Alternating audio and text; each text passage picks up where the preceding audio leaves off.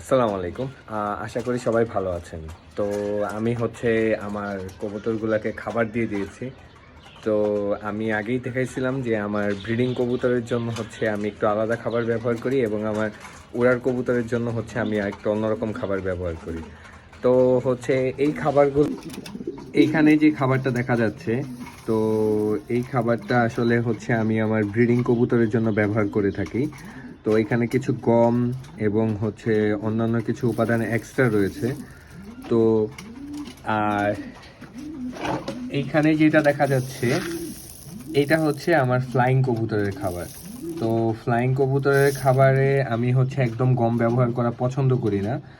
আর যেহেতু শীতের সময় শেষ, গরমের সময় এসে গেছে, তাই আমি ফ্লাইং কবুতর তাই আমি ফ্লাই করার যে কবুতরগুলো আছে বা ব্রিডিংয়ের যে কবুতর আছে ওদেরকে সূর্যমুখী ফুলের দানা আর সরিষা ফুলের দানাটা দেওয়াটা একদম বাদ দিয়ে দিয়েছি। সরিষার দানা, সূর্যমুখী ফুলের দানা, তো ওগুলাতে আসলে অনেক বেশি ফ্যাট থাকে। তো এটা শীতের জন্য ভালো। গরমে ব্যবহার করা যায় না তা না, অল্প ব্যবহার করা যেতে পারে, কিন্তু আমি ব্যবহার করি না।